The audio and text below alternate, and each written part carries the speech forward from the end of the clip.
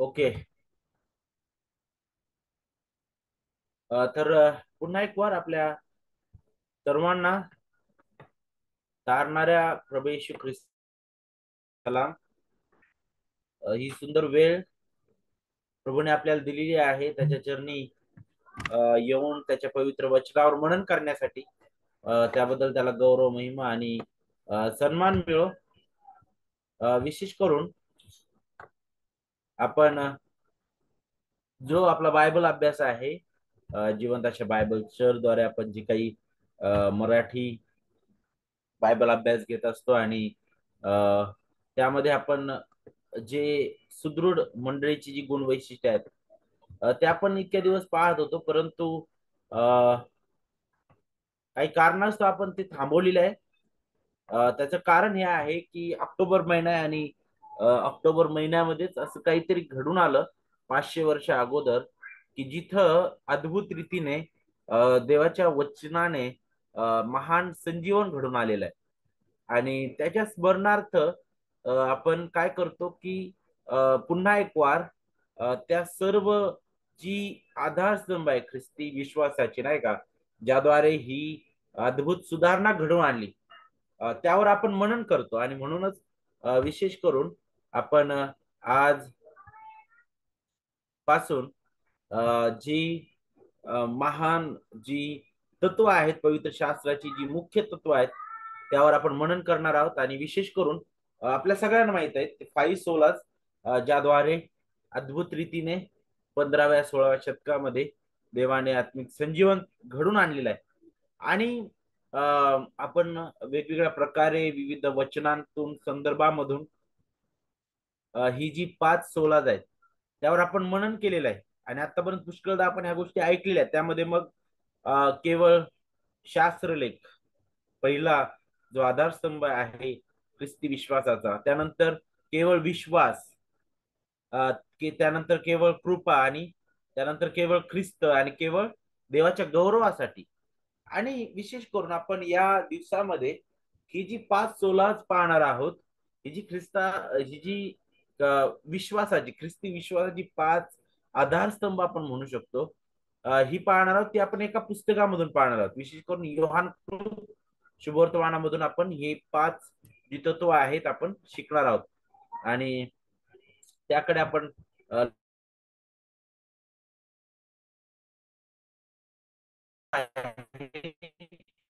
त्याकडे वळूया. ते म्हणजे केवळ शास्त्रलेख. आणि मागील आठवड्यामध्ये त्यांनी खूप सुंदर रीतीने अ, आपल्याला देवाचं, आणि माझी आशा आहे की त्याद्वारे आपण सर्वजण आशीर्वादित झालेले आहात. त्यामध्ये अनेक अनेक गोष्टी ज्या आहेत त्या त्यांनी शिकवलेल्या आहेत. आणि म्हणून तो इतिहास त्यामध्ये आपण पुन्हा जाणार नाही, परंतु काही ज्या गोष्टी राहिल्या होत्या त्या आपण पुन्हा पाहूया. त्यामध्ये आपल्याला माहित होतं की जो जो सम्राट होता, कॉन्स्टन्टाईन नावाचा, तो बदलला. आणि त्याच्यामुळं त्याची जी प्रजा आहे, त्याचे लोक, त्यांनी सुद्धा ख्रिस्ती धर्म स्वीकारला. आणि नंतरच्या काळामध्ये ख्रिस्ती धर्माला अधिकृत मान्यता मिळाली. आणि मग काय झालं की नंतरच्या काळामध्ये, त्याच्यानंतर आपल्याला पाहायला भेटतं की मंडळी जी आहे तिला रोमन कॅथलिक म्हणण्यात आलं. आणि मग ही जी मंडळी मोठी अशा प्रकारे झाली होती. आणि त्यामध्ये मग अधिकारपदे, प्रकारे राजकीय अधिकार पद असतात, तशाच प्रकारे मंडळीमध्ये यायला लागले. आणि मग मंडळीचा मुख्य पोप झाला काही काळानंतर. हे थोडक्यात मी तुम्हाला सांगत आहे. तो इतिहास तुम्ही अगोदर ऐकलेला आहे. आणि मग ह्या सर्व गोष्टीबद्दल विचार करत असताना मंडळी वचनापासून आता कुठे जायला लागली, त्याच्यासोबत, वचनासोबत मंडळीच्या परंपरा, मंडळीचे विधी, आणि पोप जे बोलतो तेच महत्वाचं आहे, नाही का, याकडे मंडळीचा कल जायला लागला. आणि मग अशा प्रकारे ती जी मंडळी आहे पूर्ण भ्रष्टतेकडे जायला लागली. मग वेगवेगळ्या प्रकारे पुन्हा कर्माकडे ती मंडळी जायला लागली. आणि मग रोमन कॅथलिक जी मंडळी होती त्यामध्ये मग ही 7 जी विधी आहेत, त्याचं फार मोठ्या प्रमाणात ते उपयोग करायला लागले. त्यामध्ये बाप्तिस्मा, जिथं लहान मुलांचा पाणी शिंपडून बाप्तिस्मा केला जातो, आणि ते अशा प्रकारे विश्वास ठेवायचे की याद्वारे पवित्र आत्म्याचं नवीनीकरण त्यांना मिळतं आणि ते मंडळीमध्ये समावेश त्यांचा होऊ शकतो. त्यानंतर पेनन्स म्हणजेच रोमन, विशेष करून कॅथलिक जो याजक आहे त्याच्याकडे जाऊन आपले पाप कबूल करणं. जिथं मंडळीतील लोकांना आपले पाप त्याच्या जवळ जाऊन कबूल करावं लागायचे. त्यानंतर युखारिस्ट म्हणजे याला आपण काय म्हणू शकतो, मास नाही का, एक त्यांचा विधी. ज्या प्रकारे आपण आपल्या मंडळीमध्ये प्रभू भोजनाबद्दल विचार करतो, परंतु ते फार चुकीच्या प्रकारे त्याकडे पाहतात. ते म्हणतात की खरंच तो जो भाकर आणि ती जी ते जे रक्त आहे, सॉरी, ते जे द्राक्षरस आहे, ते म्हणतात की ज्यावेळेस आपण त्या विधीमध्ये येतो एकत्र आणि आपण ज्यावेळेस ते घेतो, तर खरंच आपण ख्रिस्ताचं शरीर आणि ख्रिस्ताचं रक्त आपण पितो आणि खरंच ख्रिस्त त्यावेळी आपल्यासाठी पुन्हा अर्पण होतो. तर त्याला द्रव्यांतरण म्हणतात. खरंच ते तशा प्रकारे होतं म्हणतात. परंतु बायबल आपल्याला तशा प्रकारे शिकवत नाही. प्रभू येशू ख्रिस्ताने स्वतः सांगितलं की माझ्या स्मरणार्थ हे करा म्हटलेलं, बरोबर की नाही? माझ्या स्मरणार्थ हे करा. त्यानंतर विशेष करून याबद्दल शिकत असताना आणखी पुढे आपण जातो, तर काही असे नाही का विधी त्यांनी नेमलेल्या होत्या की ज्याद्वारे तुम्ही पवित्र सेवेमध्ये पदार्पण करू शकता. आणि म्हणून ते म्हणायचे की ही एक एक एक विशेष कृपादान आहे. तर वेगवेगळ्या प्रकारे ते जे विधी आहेत, परंपरा आहेत, ते मंडळीमध्ये त्यांनी सुरू केल्या.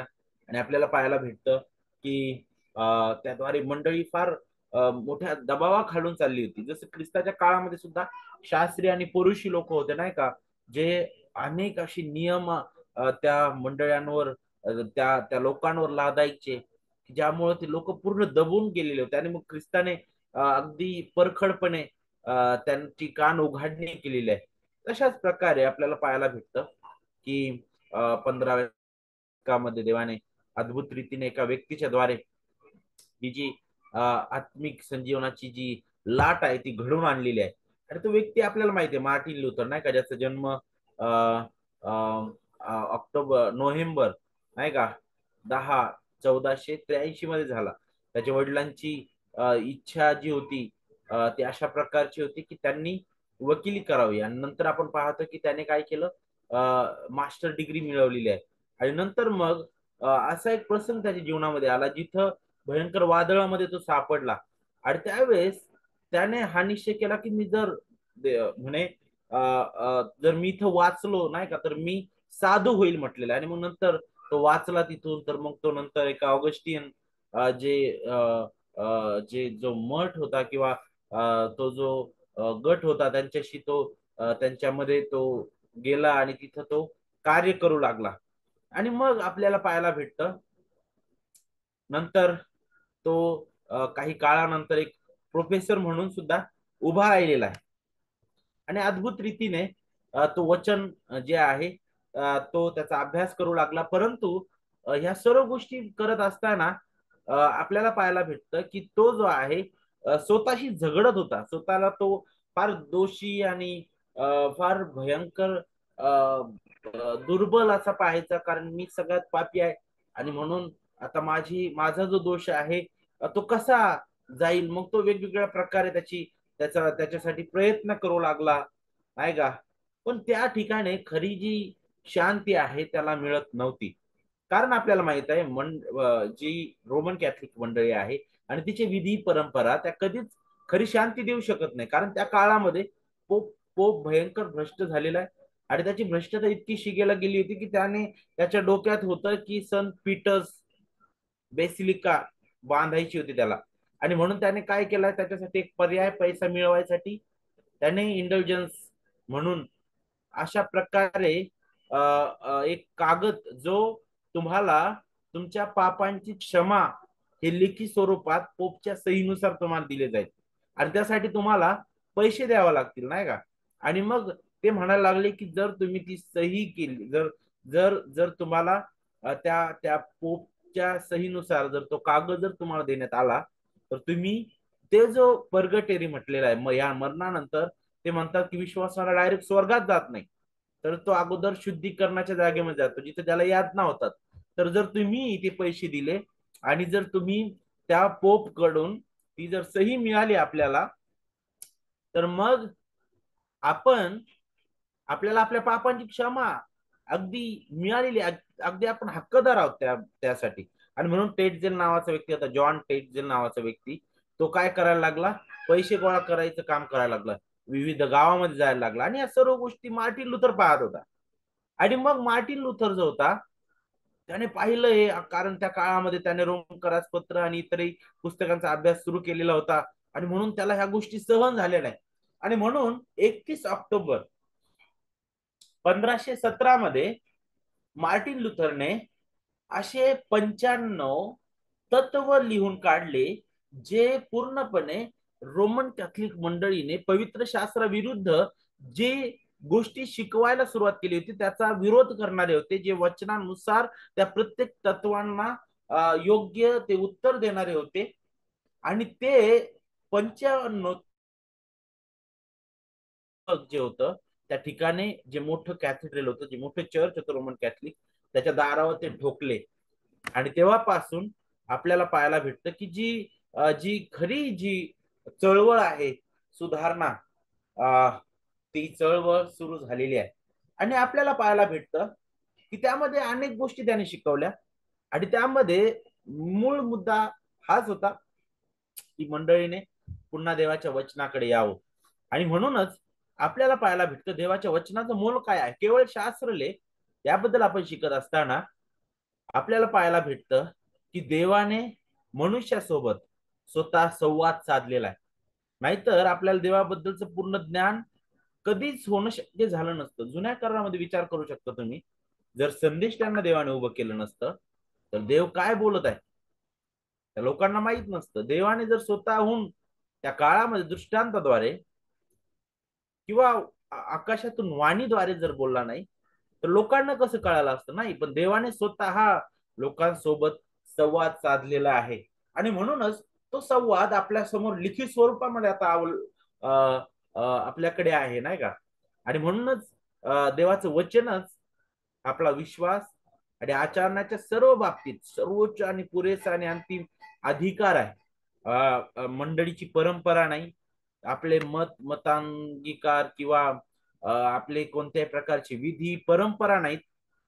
तर या सर्व गोष्टी ज्या आहेत, नक्कीच मंडळीची परंपरा म्हणा किंवा मतांगीकार म्हणा, हे सर्व आपल्याला शास्त्राच्या अधीन ठेवायला पाहिजे, शास्त्राच्या वरती नाही. आणि शास्त्राद्वारे त्या तोलून पाहणं गरजेचं आहे. आता ज्यावेळेस आपण देवाच्या वचनाबद्दल विचार करतो, तर त्याला प्रगटीकरण म्हटलेलं आहे. अद्भुत प्रगटीकरण, जे देवाच्या मुखातील शब्द आहे, आणि ही अद्भुत देवाची महान सार्वभौम कृती आहे. आणि केवळ बायबलच देवाचं प्रगटीकरण आहे हे आपण समजून घेणं गरजेचं आहे. आणि आजच्या सायंकाळी आपण या केवळ शास्त्रलेख याबद्दल विचार करत असताना योहान 5 अध्याय आणि वचन 39 आणि 40 या 2 वचनावर आपण विचार करणार आहोत. आणि यामधून केवळ शास्त्रलेख हे जे तत्व आहे हे आपण समजून घेऊया. सगळ्यात अगोदर ही वचन आपण वाचू. तुम्ही शास्त्रलेख शोधून पाहता, कारण त्यांच्याद्वारे तुम्हाला सार्वकालिक जीवन प्राप्त होईल असे तुम्हाला वाटते, आणि तेच माझ्याविषयी साक्ष देणारे आहे. तरी जीवन प्राप्त व्हावे म्हणून माझ्याकडे येण्याची तुम्हाला इच्छा होत नाही. ओके, तर पार्श्वभूमी आपण पाहूया. काय घडत आहे योहान 5 अध्यायामध्ये, आपल्याला काय पाहायला भेटत आहे. तर तिथं शब्दात दिवशी प्रभू येशू ख्रिस्ताने एका रोग्याला बरं केलेलं आपल्याला पाहायला भेटतं.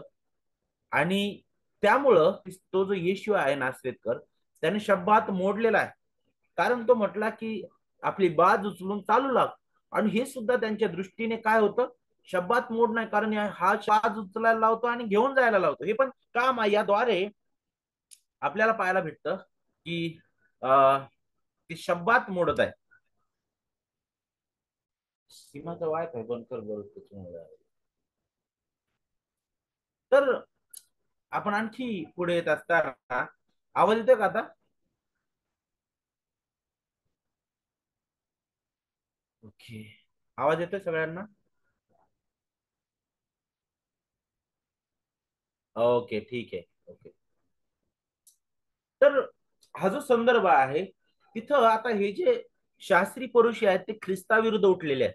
बरं, ह्या गोष्टी चालू असताना मग पुढे जाऊन आपल्याला पाहायला भेटतं 5वा अध्याय वचन 19 ते 30 मध्ये, जिथं प्रभू येशू ख्रिस्त जो आहे आता साक्षीनिशी याच्याबद्दल पुरावा देत आहे, किंवा तो अगदी स्पष्ट करत आहे की मी पित्यापासून आलेलो आहे, आणि तो देवाला पिता म्हणत आहे. आणि मग ह्या गोष्टी ऐकल्यानंतर ते लोक आणखी चिडले, त्याला मारायला पाहायला लागले ते. आणि मग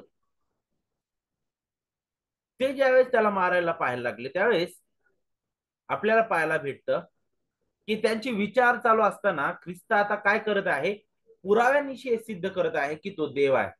आणि मग आता जर तुम्ही बारकाईने 5वा अध्याय वाचला वचन 33 पासून तर वचन 40 पर्यंत जर तुम्ही आले बारकाईने, तर तिथं तुम्हाला 3 साक्षीदार पाहायला भेटतील.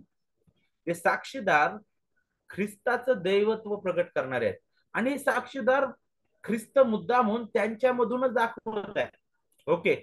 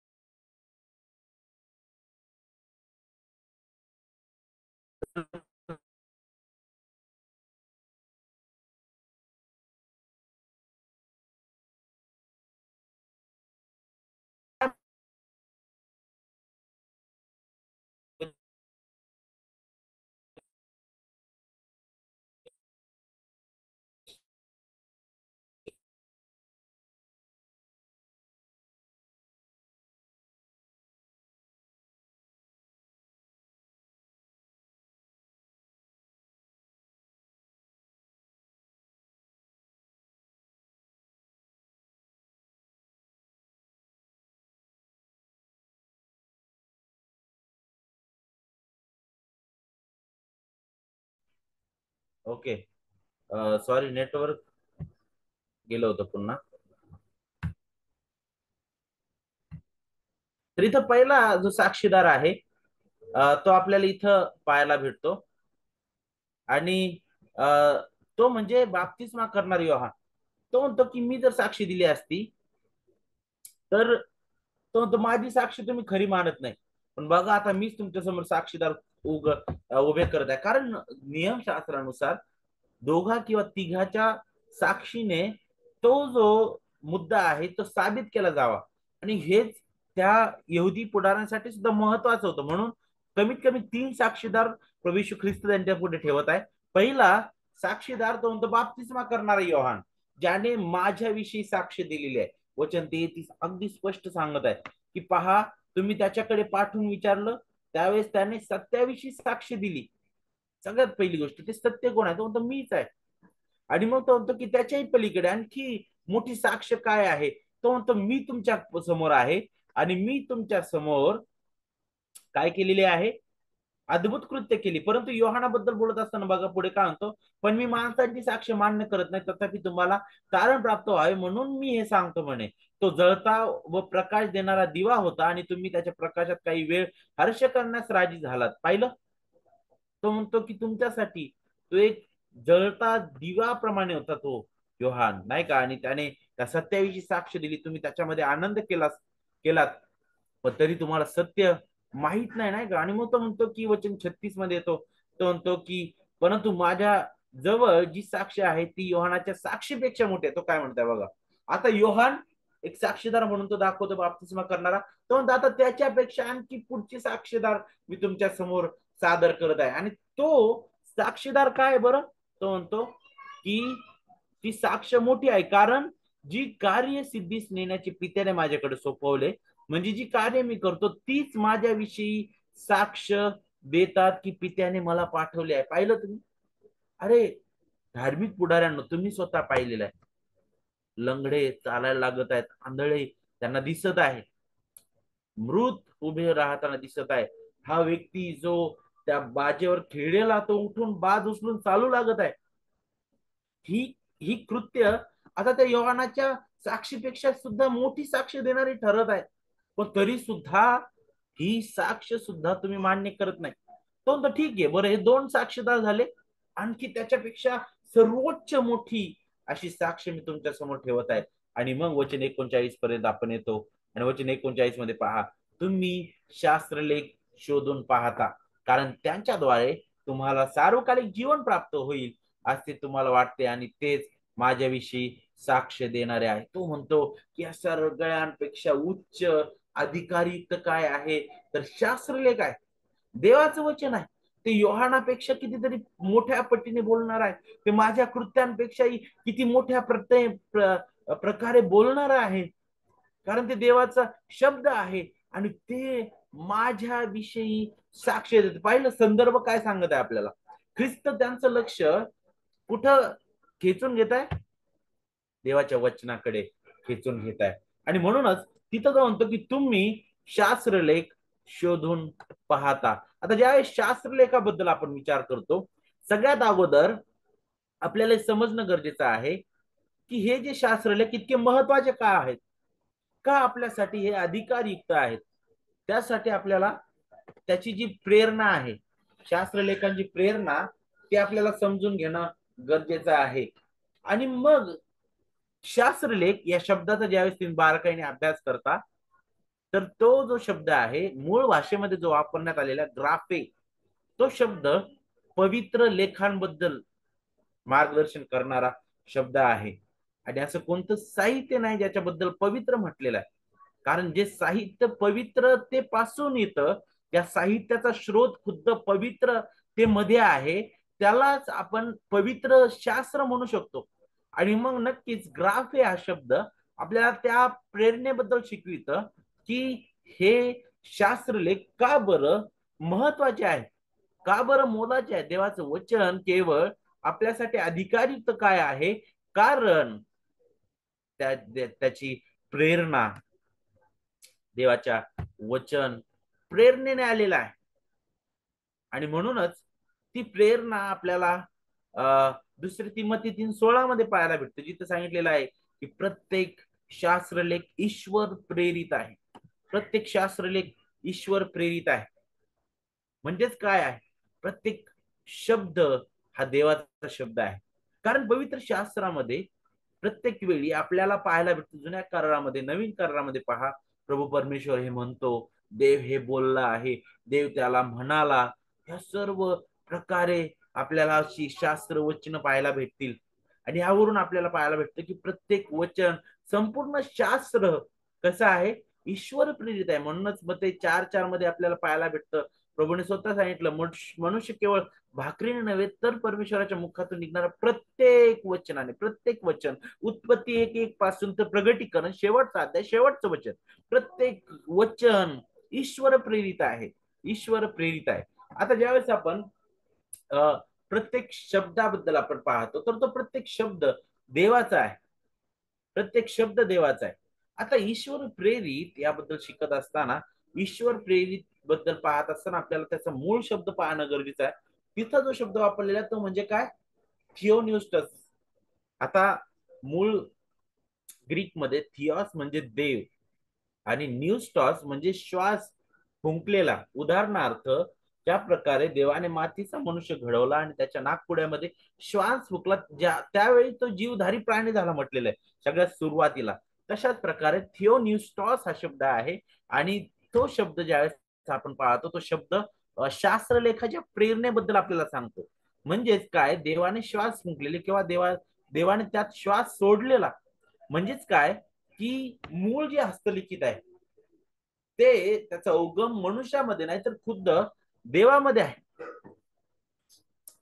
आणि ख्रिस्ताने हेच सत्य सैतानाला उत्तर देत असताना प्रगट केलं.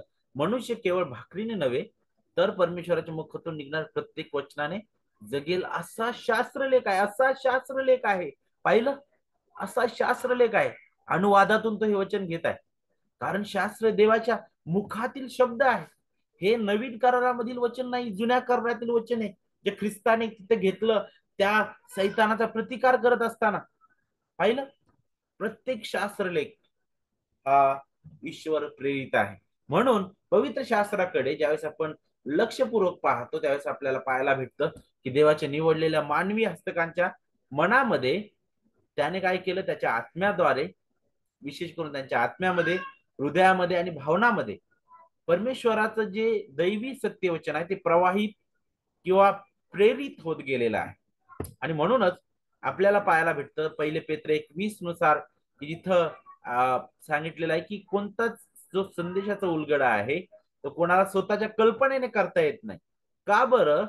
कारण प्रत्येक संदेश मनुष्याच्या इच्छेने कधी आलेला नाही, तर पवित्र आत्म्याने प्रेरित झालेल्या पवित्र मनुष्यांनी देवापासून आलेला संदेश सांगितला आहे.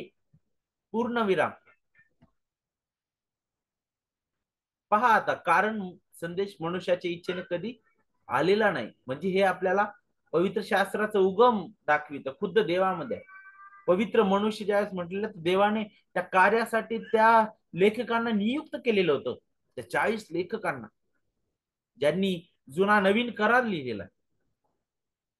आपल्याला पाहायला भेटतं की देवाने ती पाठवलेली मानवी साधनं होते. आणि पुढे काय सांगितलंय, पवित्र म्हटलेलं आहे, ज्यांच्या ठाई देवाचा आत्म्याचा वास होता. पूर्णपणे पवित्र आत्म्याच्या नियंत्रणात ते होते. आणि आत्म्याने प्रेरित होणं म्हणजे काय, आत्म्याने त्यांना जसजसे वाहवत नेले तस त्यांनी ते देवापासून बोलले आणि ते त्यांनी लिहिलं म्हटलेलं आहे. उदाहरणार्थ संदेष्टांशी ज्यावेळेस देव बोलायचा आणि त्यानंतर संदेष्टांना देव म्हणायचा की ते लिहून काढा. ओके, तेच लिहून काढा. त्यांनी लिहिलं नाही का. तर हा जो शब्द आहे ना, प्रेरणा, हा शब्द अशा प्रकारचा आहे जसं पेन. पेन जो आहे त्याचा उपयोग आपण लिहिण्यासाठी करतो, बरोबर. पण तो पेन जो आहे तो स्वतःहून कधीच लिहू शकत नाही जोपर्यंत आपण तो घेणार नाही आणि जोपर्यंत त्याद्वारे लिहिणार नाही आपण, नाही का. ज्यावेळेस आपण काहीतरी घेतो पेन हातात आणि मग आपण काहीतरी लिहितो त्यावेळेस आपल्याला पाहायला भेटतं तिथं लिहिलं जातं. आणि मग त्यावेळेस असं म्हणतात का की रेनॉल्ड पेनने लिहिलं किंवा एखाद्या कोणता जो नवीन पार्कर पेनने ते लिहिलं, असं नाही म्हणणार तिथं. तर ज्याने लिहिलेलं आहे त्याचं नाव तिथे येतं. तशाच प्रकारे हे जे लेखक होते पवित्र शास्त्राचे, ते लेखक त्या पेनाप्रमाणे होते आणि अद्भुत रीतीने देवाने त्यांचा उपयोग केलेला आहे. परंतु लक्षात घ्या, त्यांचं कौशल्य, त्यांचं त्यांचं ज्ञान, त्यांचं जे जे जी जी सांस्कृतिक जी समज आहे त्या सगळ्यांचा त्या देवाने उपयोग करून त्याचं वचन त्यांच्याद्वारे लिखित स्वरूपामध्ये आपल्यापर्यंत आणलेलं आहे. पुढे आता हे जे वचन आहे, पुन्हा आपण योहान 5वा अध्याय आणि वचन 39 कडे येऊया. तिथं म्हटलं तुम्ही शास्त्रलेख शोधून पाहता.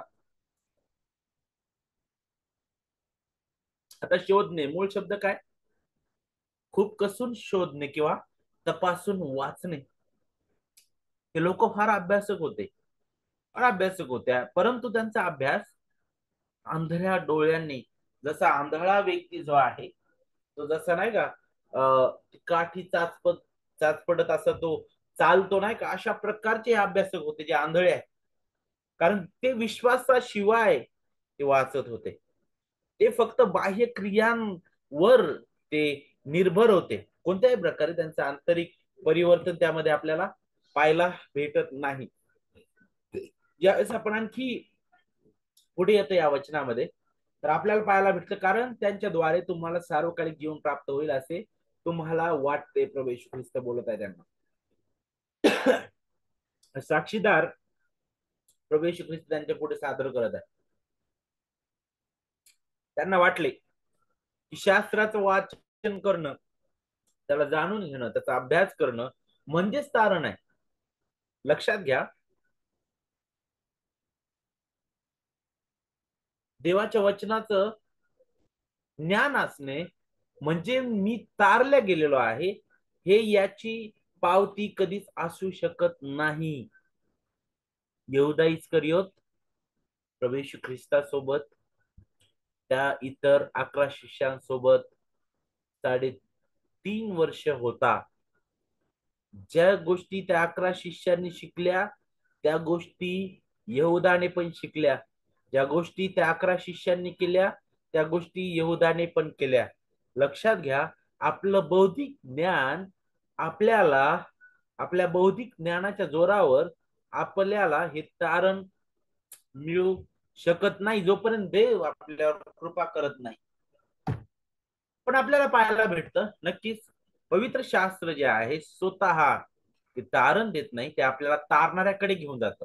शास्त्रलेख एक मार्गदर्शक आहे, आपल्याला पाहायला भेटतं, जे आपल्या समोर त्या गौरवी तारणाऱ्याला ठेवतं, आपली दयनीय अवस्था ते दाखवितं, नाही का. आणि म्हणूनच पुढे आपल्याला पाहायला भेटतं की तेच माझ्याविषयी साक्ष देणार आहे म्हटलेलं आहे. काय ते शास्त्रलेख माझ्याविषयी साक्ष देतात, वचनाची अधिकृतता हे दाखवितं. कारण ही वचन त्याला कोणत्याही दुसऱ्या साक्षीची गरज नाहीये. शास्त्र हेच देवाचं वचन आहे. आणि प्रभू येशू ख्रिस्ताने शास्त्राच्या अधिकारावर कधीच प्रश्न उचललेला नाही. म्हणूनच तो म्हणतो की तुम्ही शास्त्रलेख वाचत आहात ना. यस, माझा प्रश्न त्याच्यावर नाहीये, परंतु तुमच्यावर आहे, तुमच्या अंधविश्वासावर आहे. कारण चुकीचा जो वापर आहे वचनाचा, त्याबद्दल प्रभू येशू ख्रिस्त बोलत आहे. त्यामुळं प्रभू येशू ख्रिस्ताने स्वतः पवित्र शास्त्राचा अंतिम अधिकार मान्य केलेला आहे. म्हणूनच त्याने सैतानाशी सुद्धा प्रतिकार करत असताना, विरोध करत असताना शास्त्राचाच उपयोग केलेला आहे. आणि म्हणून ज्यावेळेस पवित्र शास्त्राच्या अधिकाराबद्दल आपण शिकतो, तर हा जो अधिकार आहे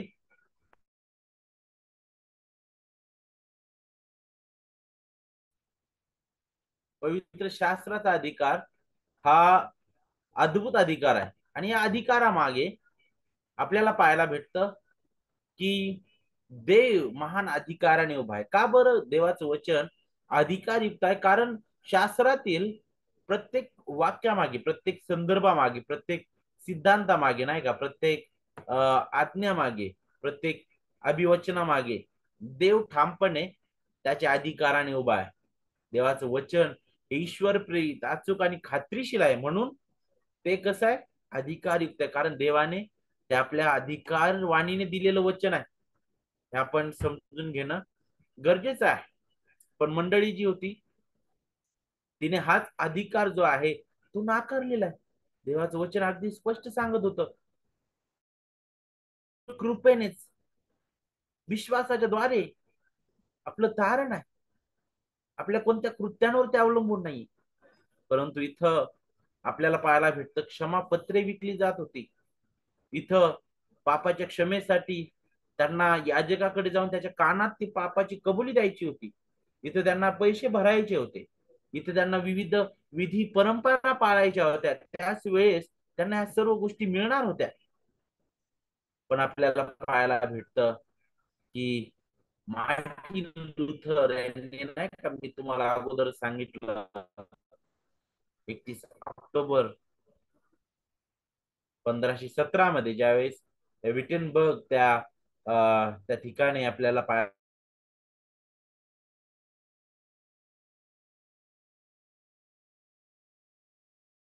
आपल्याला पाहायला भेटतं की त्याला एका मोठं जे शहर होतं जर्मनीतील वॉर्म्स नावाचं, त्या शहरामध्ये एक मोठी परिषद भरवण्यात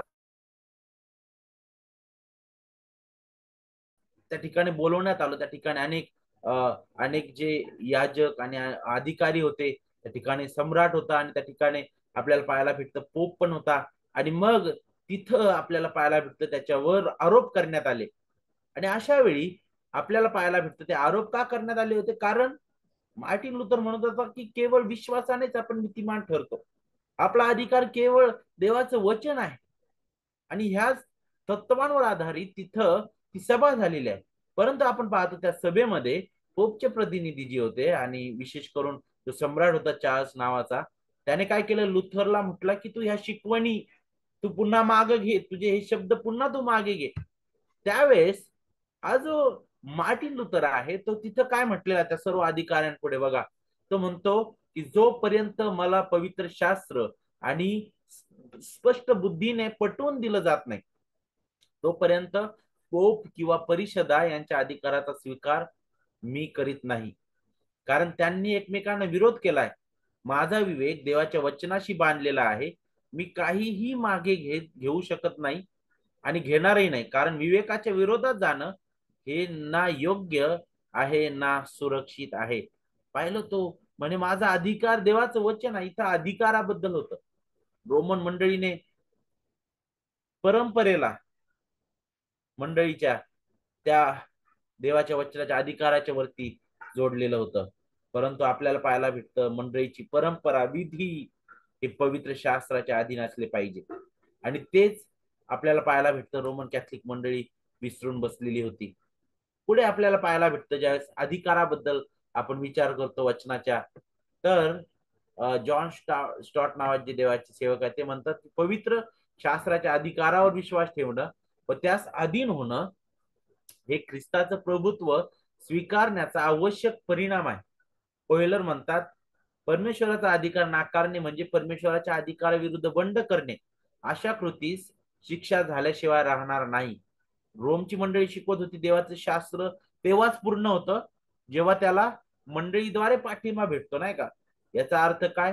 पोप शिवाय आणि मंडळी खेरीज पवित्र शास्त्राचा अधिकार नाही असं ती मंडळी शिकवायची. परंतु अशा प्रकारे कुठेही पवित्र शास्त्रामध्ये लिहिलेलं नाही किंवा तुम्हाला आणि मला आढळणार नाही की पोपचा ऐका. या उलट आपल्याला माहित आहे की ज्यावेळेस प्रभू येशू ख्रिस्त रूपांतरणाच्या वेळी प्रभू येशू ख्रिस्ताच्या त्या डोंगरावर तिथं आपल्याला पेत्र, याकोब आणि योहान पाहायला भेटतो.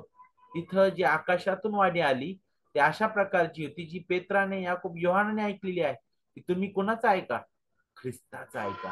हा माझा परमप्रिय पुत्र आहे, याच्याविषयी मी संतुष्ट आहे, ह्याचे तुम्ही ऐका म्हटलेलं आहे. पोपचा ऐकायला कधीच देवाने सांगितलेलं नाही. देवाचं वचन हे अंतिम आहे, अद्भुत आहे. आणि ज्यावेळेस आपण पुढे येतो तर हे सत्य मार्टिन लुथरनी शिकलं. ज्यावेळेस त्यांना त्या विद्यापीठाने काही विषय शिकवण्यासाठी सांगितले, त्यामध्ये मग आपल्याला पाहायला भेटतं स्तोत्रसंहिता, रोमकारास पत्र, गलतीकारास पत्र, इब्रिलोकास पत्र, आणि यांचा त्यांनी अभ्यास केला.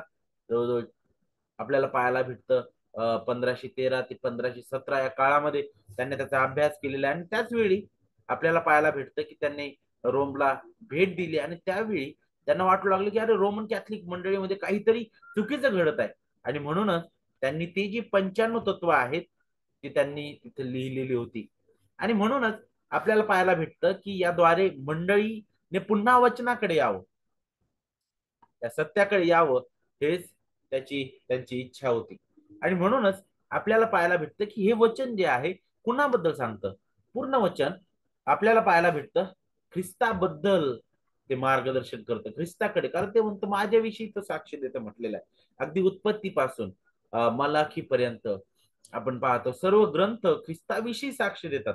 आणि म्हणूनच जो बायबलचा खरा वाचक आहे तो नेहमी ख्रिस्ताला पाहिल्याशिवाय ते वाचू शकत नाही. कारण पवित्र शास्त्राचं ध्येय ख्रिस्त आहे, नायक ख्रिस्त आहे, जीवन ख्रिस्त आहे, सामर्थ्य ख्रिस्त आहे, केंद्र ख्रिस्त आहे आणि प्रभू सुद्धा ख्रिस्तच आहे. म्हणून प्रत्येक वचनामध्ये आपल्याला ख्रिस्त गौरविला गेलेला पाहिजे. कारण लूक 24 आणि 16 मध्ये आपल्याला पाहायला भेटतं अमावास्या वाटेवर आपण पाहतो की ख्रिस्ताने त्यांची डोळे बंद केलेली होती म्हटलेलं आहे. जोपर्यंत देव आपले आंतरिक नेत्र उघडणार नाही तोपर्यंत आपल्याला ख्रिस्त त्याच्या वचनामध्ये कधीच दिसणार नाही. ख्रिस्त त्या अमावास्या वाटेवरील शिष्यांशी बोलत आहे परंतु त्यांची नेत्र बंद आहेत. आणि सर्व गोष्टी असताना ख्रिस्त त्यांना म्हणतो वचन 25 मध्ये, लूक 24 आणि वचन 25 मध्ये, अहो निर्बुद्ध व संदेष्टांनी सांगितलेल्या सर्व गोष्टींविषयी विश्वास धरण्यास मतिमंद अशा माणसांनो, ख्रिस्ताने दुःखी सोसावे आणि आपल्या गौरवात जावे याच्या अगत्य नव्हते काय? मग वचन 27 कडे लक्ष द्या. मग त्याने मोशे व सर्व संदेष्टे यांच्यापासून, आता मोशे आणि सर्व संदेष्टे हे यहुदी लोकांना समजलं असेल, त्या शिष्याना पण समजलं असेल. कारण जुन्या कराराला मोशे आणि सर्व संदेष्टे किंवा मोशे स्तोत्र आणि इतर पुस्तके अशा प्रकारे सुद्धा म्हणण्यात यायचं. आणि याचा अर्थ काय की त्याने अगदी नियमशास्त्रापासून सुरुवात केली, उत्पत्तीपासून सुरुवात केली, मलाखीपर्यंत त्याने स्वतःबद्दलच्या ज्या गोष्टी तिथे सांगितलेल्या त्याचा उलगडा त्यांना करून दिलेला आहे. आणि मग आपल्याला पाहायला भेटतं की पुढे शिष्यांना पण त्याने त्याच प्रकारे तो उलगडा करून दिला, कारण शिष्यांनी सुद्धा अविश्वास दाखवला त्याच्या पुनरुत्थानानंतर. त्यावेळेस ख्रिस्त त्या शिष्यांना दर्शन दिले अमावसच्या शिष्यानंतर, आणि तो म्हणतो की पहा, मोशेचे नियमशास्त्र, संदेश व स्तोत्रे ह्यात माझ्याविषयी जे लिहिले आहे ते सर्व पूर्ण होणे आवश्यक आहे. पाहिलं, पवित्र शास्त्र ख्रिस्ताबद्दल साक्ष देणार आहे, ते माझ्याबद्दल साक्ष देतं, कारण ते आपल्याला खऱ्या तारणाऱ्याची गरज दाखवित. कारण तो गौरवी ख्रिस्त, तो आपल्यासाठी आला, आपल्यासाठी जगला, आपल्यासाठी तो मरण पावला, त्याने आपल्यासाठी आपला प्राण दिलेला आहे. हे इतकं का घडून येत आहे, त्याचं वधस्तंभावर जाणं का गरजेचं होतं, अरे हे का इतकं घडून आलेला इतिहास आहे, ते जर समजून घ्यायचं आहे तर आपल्याला उत्पत्तीपासून पाहावं लागेल, जिथं आपल्याला मनुष्याचं पतन पाहायला भेटतं, की मनुष्य पडलेला आहे, तो स्वतःहून देवासमोर उभं राहू शकत नाही, पवित्र देवाच्या नियमानुसार तो चालू शकणार नाही, कारण तो त्याच्या गौरवाला उणे पडलेला आहे, तो आपल्या पापात मृत आहे. आणि म्हणून यातून वाचण्यासाठी देवाने अभिवचन दिलं की स्त्रीचं संतान येईल, आणि त्यासाठी देवाने प्रत्येक काळामध्ये मार्ग तयार केला. आणि एक वेळ अशी आली, गलती करत पत्राने सांगितलं की काळाची पूर्णता झाली, तेव्हा देवाने त्याच्या पुत्राला पाठविलं, तो स्त्रीद्वारे जन्मला. पाहिलं, त्याच्या भोवतीच पवित्र शास्त्र फिरत आहे. देवाची महान अद्भुत सार्वकालिक जी योजना आहे त्याची आठवण करून देत आहे. आणि म्हणूनच हे देवाचं वचन पुढे आपल्याला पाहायला भेटतं, ते अधिकारयुक्त आहे, ते वचन आपल्यासाठी पुरेसं सुद्धा आहे, कारण आपल्या तारणासाठी काय योग्य आहे ते आपल्याला देवाचं वचन देतं. म्हणूनच प्रभू येशू ख्रिस्ताने परंपरेला नाही तर पवित्र शास्त्रालाच मान्यता दिलेली आहे. तारणासाठी लागणारं सर्व ज्ञान देवाच्या वचनामध्ये आहे. देवाचं वचन ते इतकं स्पष्ट आहे की अगदी लहानातील लहान मुलाला सुद्धा ते समजत. आणि म्हणूनच प्रभू येशू ख्रिस्त त्यांना जबाबदार धरत आहे की तुम्ही म्हणता की त्यामध्ये जीवन मिळतं, ते त्या वचनाकडे तुम्ही पाहता, तुम्ही कसून शोध घेता, परंतु ते माझ्याबद्दल साक्षी देत आहे, मी तुम्हाला तिथं का दिसत नाहीये, ते इतकं स्पष्ट असताना. कारण तिथं स्पष्टपणे सांगितलेलं आहे, कारण देवाचं वचन अगदी स्पष्ट आहे, ते समजण्यायोग्य आहे. मानवाला दिलेलं ते देवाचं प्रगटीकरण आहे, आणि त्याची सुस्पष्टता म्हणजे त्यातील सत्याचा उलगडा आपल्याला ते दाखवित, नाही का. पवित्र शास्त्र सुस्पष्ट आहे. म्हणूनच अब्राहम जो आहे तो मृत श्रीमंत व्यक्ती होता. दरिद्री लाजारा श्रीमंत व्यक्तीची गोष्ट माहिती आहे ना, जिथं तो श्रीमंत व्यक्ती त्या यात्रेच्या ठिकाणी आहे, तिथून तो म्हणतो की लाजारा तू खाली पाठव अब्राहम, जेणेकरून त्याच्याकडे पाहून माझे जे भाऊ आहेत ते तरी बदलतील. तसं अब्राहम काय म्हणतो, परंतु त्यांच्याजवळ मोशे व संदेश आहे, त्यांनी ऐकावे. आता इथं लक्षात घ्या, हे संदेष्टांबद्दल नाही, तर हे देवाच्या वचनाबद्दल आहे.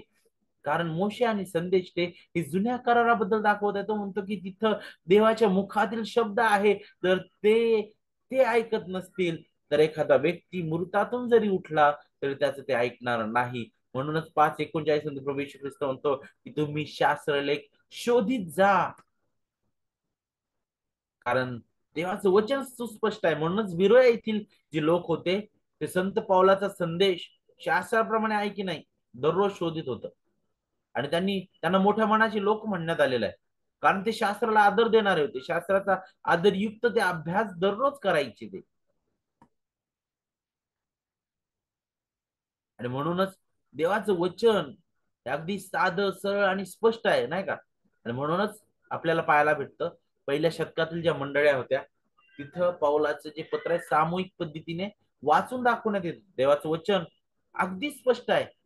आणि म्हणूनच बालपणापासून तिमथ्याला ते तारणासाठी ज्ञानी करायला समर्थ होतं. दुसरे तिमथी 3:15 मध्ये पाऊल अगदी तेच सांगतो, तिमथ्या तू कोणापासून शिकलास, जे तुला बालपणापासून तुला माहिती आहे म्हटलेलं आहे.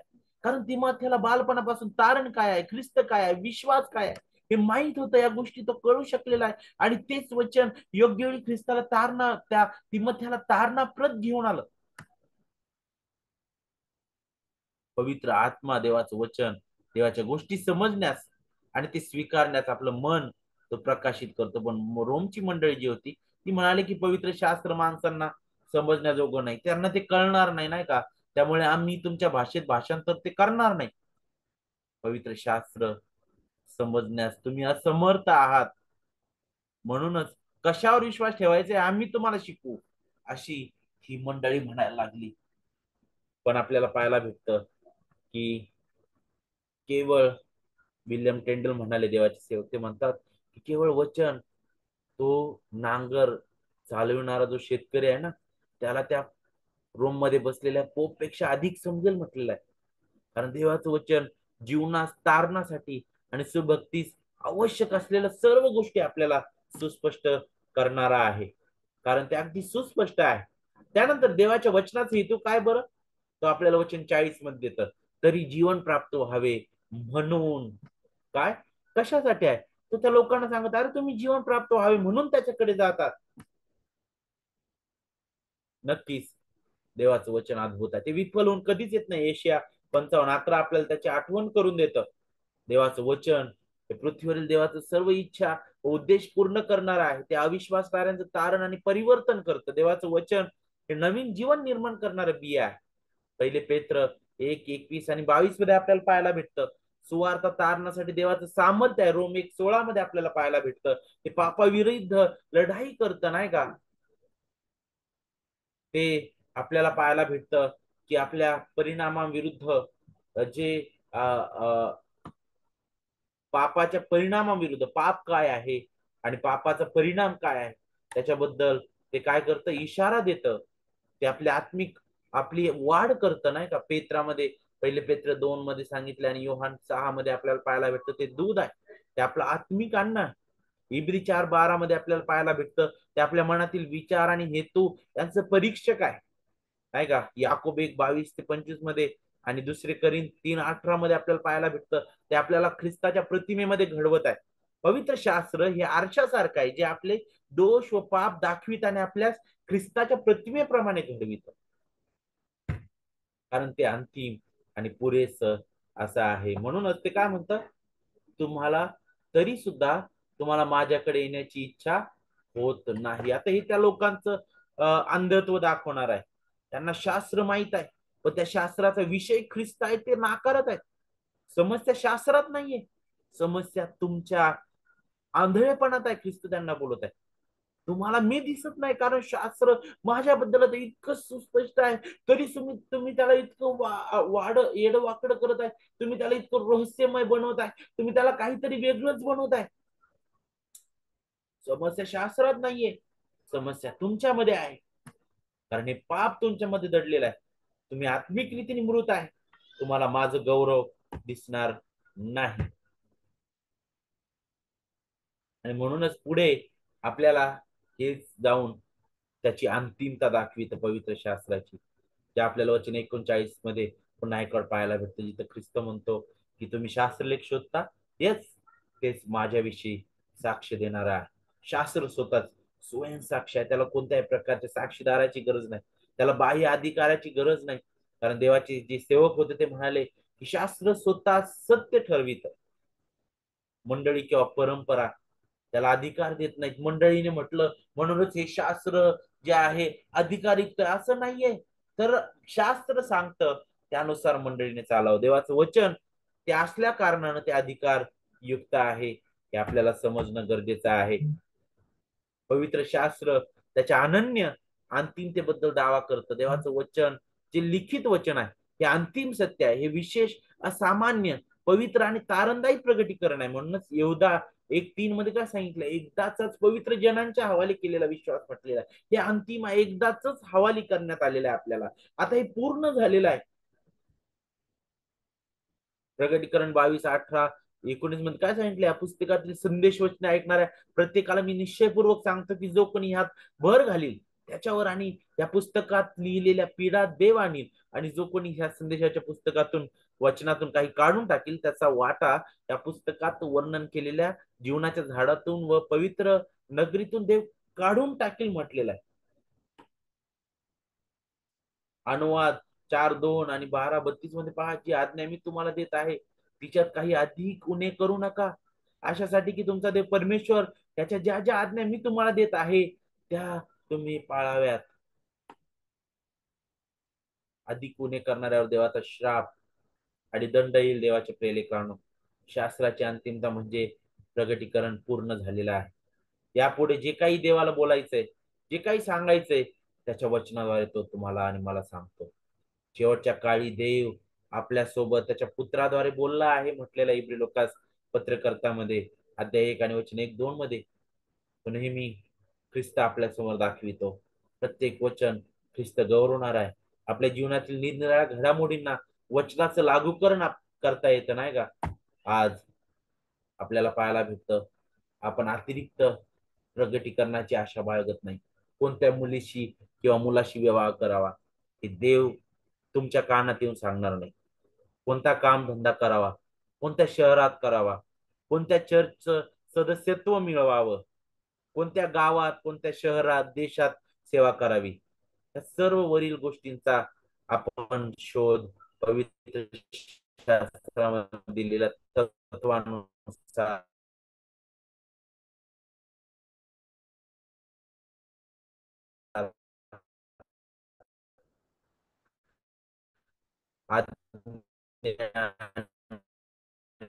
उदाहरणाद्वारे आपण करू शकतो, कारण ते आपल्यासाठी पुरेस आणि अंतिम आहे.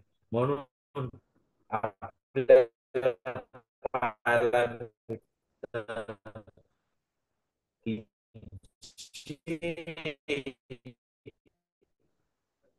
अतिरिक्त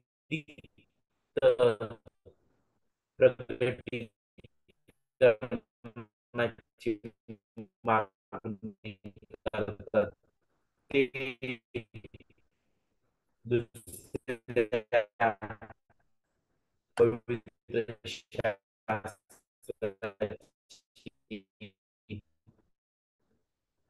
मागणी करतात आणि त्यांच्या अशा वागण्याने ते दाखवत आहे 66 पुस्तके आमच्यासाठी पुरेसे नाही. आणि ज्यावेळेस कोणी असं म्हणतो की देव माझ्याशी बोललाय किंवा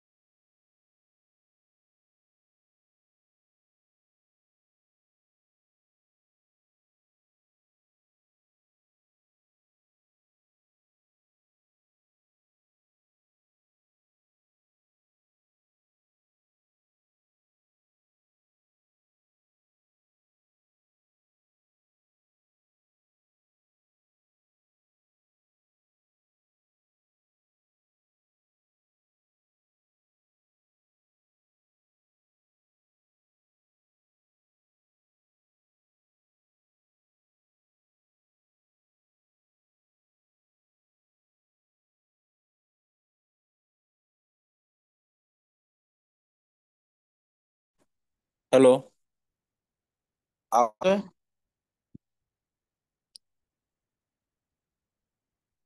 ओके. तर आपल्याला शिकायला भेटतं की देवाच्या वचनाचा अधिकारच जो आहे तो अंतिम अ, अधिकार आहे.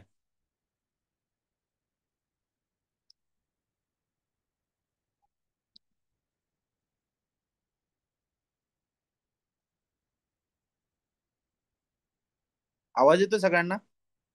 नेटवर्क इश्यू येतोय.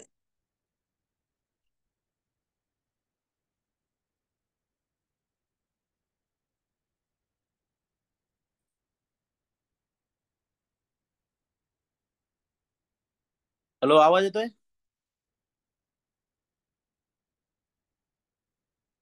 Hello, hello, hello. ओके, ठीक आहे. तर नेमकं नेटवर्कचा इश्यू निर्माण झाला. पण देवाचं वचन हे अंतिम अधिकारयुक्त आहे. आणि नक्कीच देवाचे सेवक जे होते त्यांनी अगदी स्पष्ट रीतीने ताकीद दिली नाही का, की देव बोलला आहे असे तुमचे विधान मंडळीमध्ये आणू नका जर त्याची सुसंगती शास्त्राशी नाही, नाही का. आणि म्हणून पवित्र आत्मा शास्त्राचा कसा आहे, दैवी लेखक आहे नाही का. आणि तो लिखित लेखाच्या विरोधात कधीच जाणार नाही. म्हणून आपल्या तारणाकरिता अ, आपल्या तारणाकरिता आणि विशेष करून पवित्रीकरणाकरिता जीवनास व सुभक्तीस पवित्र शास्त्र हे पुरेसं आणि अंतिम प्रगटीकरण आहे. आणि मग शेवटी येत असताना मग आपण देवाच्या वचनाला कसा प्रतिसाद देऊ शकतो, कसा प्रतिसाद आपण देऊ शकतो. तर देवाचं वचन वाचा, देवाचं वचन ऐका, देवाच्या वचनाचं लागूकरण करा, देवाच्या वचनाची घोषणा करा आणि देवाचं वचन गा. आपण इथे थांबूया. आपण प्रार्थना करूया. जर कुणाचे काही प्रार्थना विनंती असतील तर आपण सादर करू शकता.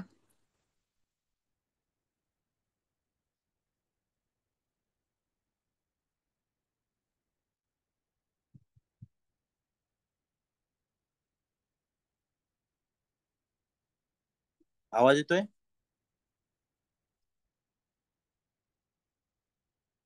हो पाहतोय. ठीक आहे, ठीक आहे.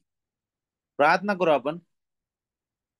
गौरवी प्रभू, आम्ही पुन्हा एक वर धन्यवाद देतो. आज पुन्हा एक वर तुझ्या वचनाची थोरवी तू वाढवलीस आणि पुन्हा एक वर आम्हाला वचनाकडे पाहण्यास तू मार्गदर्शन केलंस, याबद्दल मनापासून तुझे आभार मानतो आणि उपकार मानतो प्रभू.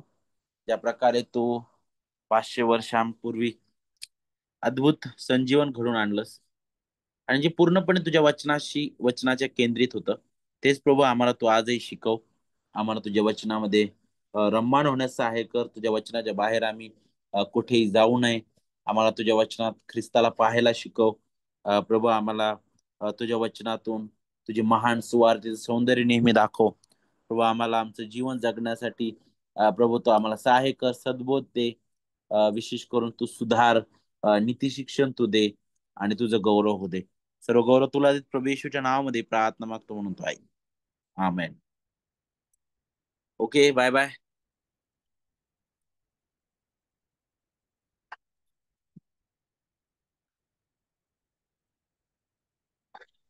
Praise Lord pastor Sandesh. Praise the Lord, praise the Lord. Bye bye. Praise Lord pastor.